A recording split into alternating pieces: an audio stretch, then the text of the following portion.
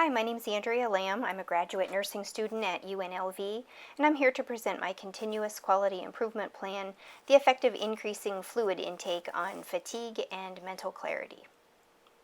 The object of this project was to create a YouTube video of my continuous quality improvement plan.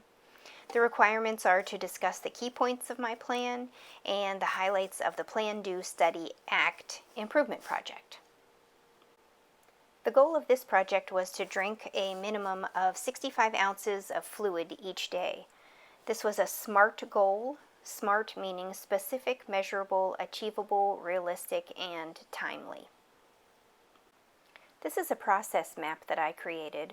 A process map is a flow chart that creates a visualization of the process needing improvement. Mine was to drink a minimum of 65 ounces of fluid a day. So my plan was to fill my 24-ounce cup at the start of my workday, and then at the midpoint of my workday determine, did I drink all of that water? If I did, my plan was to refill with an additional 24 ounces of water and continue drinking that. If I didn't, the plan was to immediately drink that and then refill with another 24 ounces of water and continue drinking that. And then check in again at the end of my workday to determine, did I finish both of those? If I did, then I can continue drinking water after work without the need to measure. And if I did not, to finish that cup of water and then continue to drink without having to measure. I also created a fishbone diagram.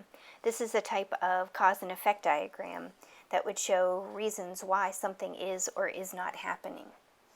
And some of the contributing factors that I found that would prevent me or help me to drink a minimum of 64 ounces of water each day would be people, and that could be work or family time, processes, not having a habit, and I talk on the phone with clients during the day, equipment, so I used a 24-ounce cup. I also have a refrigerator in my office, and of course the need for water.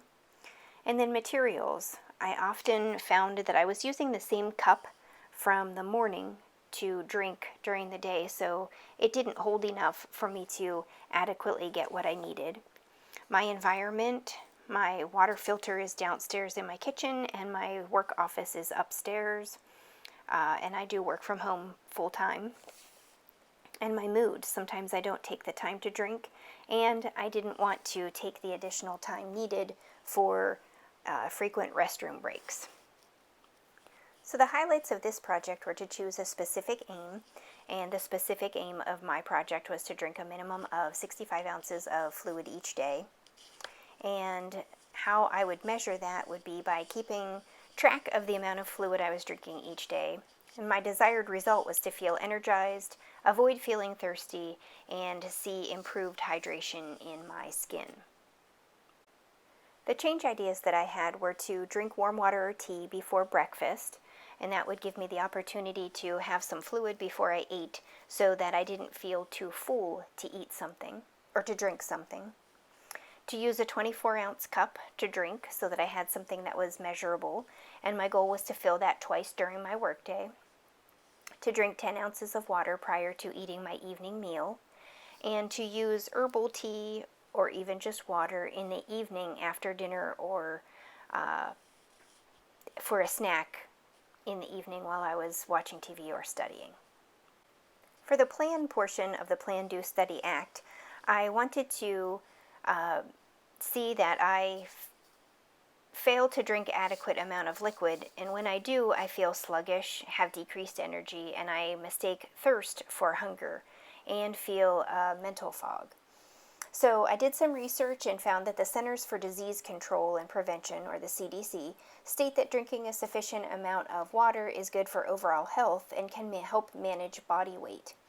Being dehydrated can lead to unclear thinking, mood changes, cause the body to overheat, can cause constipation and kidney stones. The National Academies of Sciences, Engineering, and Medicine set a general recommendation for women as 2.7 liters or 91 ounces of total water from all beverages and food per day.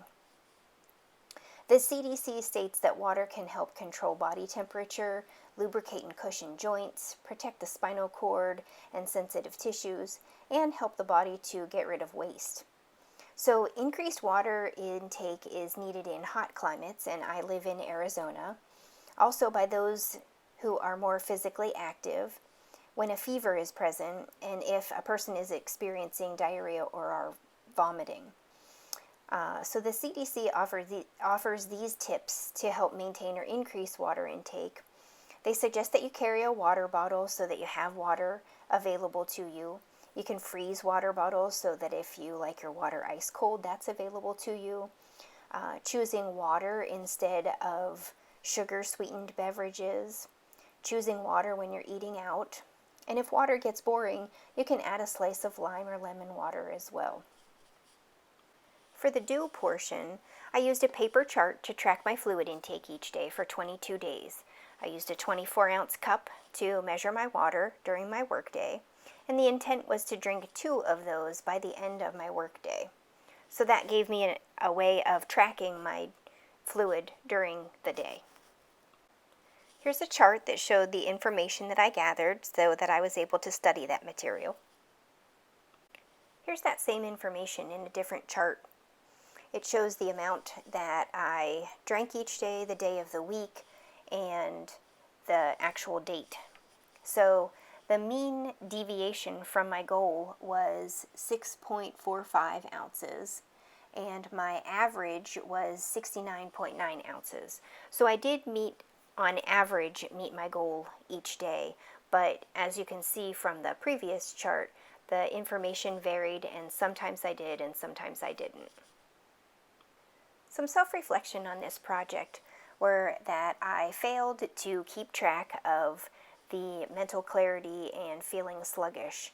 So although my goal was to drink a minimum of 65 ounces of fluid a day, I failed to keep track of how I was feeling. So if I was to do this project again, I would not only keep track of the amount that I was taking in, but also the amount that, how I was feeling overall. Keeping track of my fluid intake was a reminder to drink during the day, and it did help me to reach my goal. And keeping track for 22 days helped me to create a habit. So even though the project is over, I'm still using the same cup, and I have that goal to finish it twice during the day. I see room for improvement. If I were to do this study again, and the Plan, Do, Study, Act is a continuous cycle, I would choose a higher goal, more in line with what the recommended 91 ounces. I would also keep track of how I felt. Did I feel sluggish? Did I have an afternoon slump? And did I feel increased mental clarity? Here are some references that I used while doing this project. Thank you so much for listening.